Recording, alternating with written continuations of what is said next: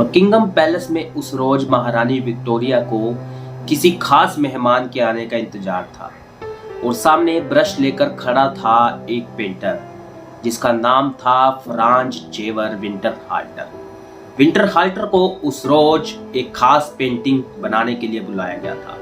जब उसे बुलाया गया तो उसे लगा शायद राज परिवार के किसी की पेंटिंग बनानी है, लेकिन कुछ समय बाद जब हॉल में एक 16 साल का लड़का आया तो विंटरहाल्टर हैरान रह गया। ऐसे नए नक्श उसने पूरे यूरोप में कहीं नहीं देखे थे। सिर पर पगड़ी और सिख साम्राज्य का आखिरी महाराजा, महाराजा दलीप सिंह। अंग्रेजों ने जब सिख साम्राज्य को अपने कब्जे में किया तो एक खास चीज पर उनकी नज़र थी। वो था कोहिनूर, जिसके किस्से महारानी विक्टोरिया तक भी पहुंचे थे। 1839 में सिख साम्राज्य के अंत के बाद ही कोहिनूर अंग्रेजों के हाथ आ गया, लेकिन रानी विक्टोरिया के पास ये पहुंचा साल 1852 में।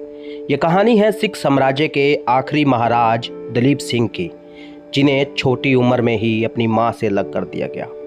अपने धर्म, अपने इतिहास से अलग कर दिया गया। ब्रिटिश तौर तरीकों की ट्रेनिंग दी गई ताकि दुनिया में शाही परिवार की दरियादिली दिखाई जा सके, लेकिन अपनी मां से कुछ मिनटों की मुलाकात ने ही दलीप को वो सब याद दिला दिया जिसे ब्रिटिश चाहते थे कि वो भूल जाए। 19वीं सदी के पूर्वार्ध तक ब्रिटिश ईस्ट इंडिया कंपनी का लगभग पूरे भारत पर कब्जा हो चुका था, सिवाय उत्तर में सिख साम्राज्य के। वहाँ महाराजा रणजीत सिंह का राज था और उन्हें शेरे पंजाब के नाम से जाना जाता था। अपने काल में उन्होंने सिख साम्राज्य को काबुल तक फैलाया था और अंग्रेज चाहकर भी इस हिस्से पर कब्जा नहीं जमा पा रहे थे। साल 1839 में उनकी मृत्यु के बाद सिख साम्राज्य कमज़ोर हुआ। सत्ता के लिए शुरुआती खींचातान के बाद रणजीत सिंह के सबसे छोटे बेटे दलीप सिंह को गद्दी पर बिठाया गया। उनकी मां महारानी जिंद कौर राजकाज का काम संभालने लगी। अंग्रेजों ने सिख साम्राज्य के कमज़ोर होने का फ़ायदा उठाया और 1845 में शुरुआत हुई पहली एंग्लो सिख वार की।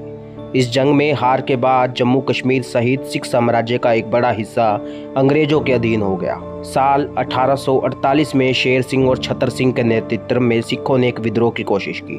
ब्रिटिश कंपनी और सिख सेना के बीच 1839 में चिलियावाला का युद्ध हुआ। इस जंग के बाद सिखों ने पकड़े गए अंग्रेज सिपाहियों को 10-10 रुपये देकर घर भेजा था। चिलियावाला के बाद ब्रिटिश और सिख फौज आमने सामने आई गुजरात में, लेकिन इस जंग में सिखों को निर्णायक हार मिली और सिख साम्राज्य के अंत की कहानी शुरू हुई। 29 मार्च 1839 जब 10 साल के महाराजा दलीप सिंह को साम्राज्य के सिंहासन से उतार दिया गया। शीश महल में उनसे एक कागज पर दस्तखत करवाए गए। लाहौर के किले से खालसा झंडा उतारकर यूनियन जैक फहराया गया। ये वो समय था जब सिख साम्राज्य और कोहिनूर दोनों अंग्रेजों के हाथ आ चुके थे, लेकिन वे इतने से ही संतुष्ट न हुए। दलीप सिंह छोटे थे, लेकिन संभावना थी कि वो बड़े होकर सिख साम्राज्य को दोबारा हासिल करने की कोशिश करेंगे। इसलिए दलीप सिंह को उनकी मां जिंद कौर से अलग कर दिया गया। इसके बाद उन्हें लाहौर से दूर फतेहगढ़ भेज दिया गया। यह इलाका तब ब्रिटिश परिवार के रहने की जगह होती थी, इसलिए सुनिश्चित किया गया कि दलीप सिंह अपनी परंपराएं, अपना इतिहास भूलकर पूरी तरह से ब्रिटिश और तरीकों में ढल जाए।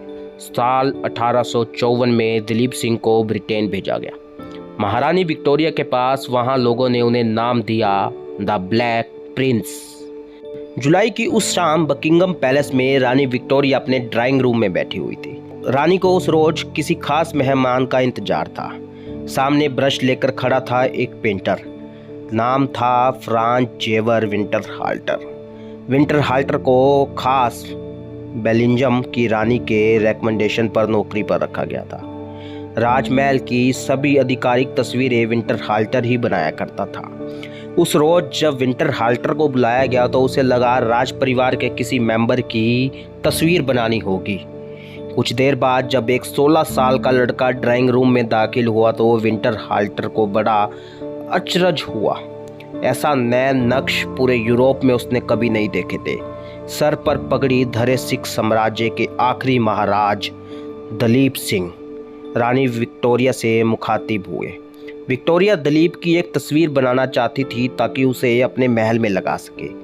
अगले 2 घंटे के लिए दिलीप सिंह एक ही पोज में खड़े रहे और विंटर हाल्टर तस्वीर बनाता रहा। ऐसा मौका उसे दोबारा न मिलने वाला था, इसलिए अपनी कल्पना से उसने दिलीप सिंह को एक काल्पनिक बैकग्राउंड में भारतीय पोशाक पहने हुए पेंट किया। तस्वीर बनकर तैयार हुई और दिलीप दोबारा रानी के पास पहुंचे। उन्होंने देखा विक्टोरिया के बगल में एक बक्सा रखा हुआ है।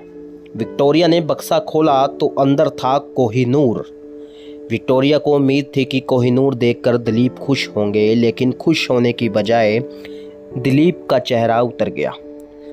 कोहिनूर अब पहले जैसा नहीं रह गया था, उसे काटा जा चुका था। दिलीप ने कोहिनूर उठाया, उसे खिड़की के पास ले गए और धूप में देखा। रॉयल कलेक्शन ट्रस्ट की वेबसाइट के अनुसार इसके बाद उन्होंने रानी को कोहिनूर भेंट किया। दरअसल दिलीप की छोटी उम्र में मां के बिछड़ने का गिल्ट विक्टोरिया को हमेशा सालता रहा। 2 साल पहले ही कोहिनूर उनके पास आ चुका था, लेकिन उन्होंने कभी भी इसे पहना नहीं था।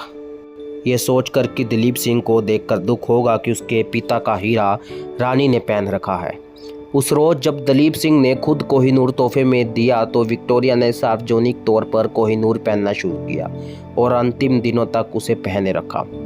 कुछ साल लंदन में रहने के बाद साल 1857 में दिलीप सिंह ने भारत वापस जाकर अपनी मां से मिलने की इच्छा जाहिर की। पहले तो दिलीप को मंजूरी मिल गई, लेकिन फिर उसी साल भारत में क्रांति हो गई और इस डर से कि दिलीप के जाने से पंजाब में क्रांति और भड़क जाएगी, दिलीप का जाना कैंसिल कर दिया गया। इसके बाद दिलीप ने अपनी मां को खत लिखने की कई कोशिशें की, लेकिन अंग्रेजों ने ये खत उन तक पहुंचने नहीं दिए। आखिरकार साल 1861 में दिलीप को भारत आने की मंजूरी मिली। जिंद कौर तब तक बूढ़ी और कमज़ोर हो चुकी थी और अंग्रेज़ों को लगा अब उनसे कोई खतरा नहीं है। दिलीप के आने के बाद एक और शर्त जोड़ी गई कि वो पंजाब नहीं जा सकेंगे। दिलीप कोलकाता पहुँचे। जिंद कौर तब नेपाल में रह रही थी, उन्हें भी कोलकाता लाया गया।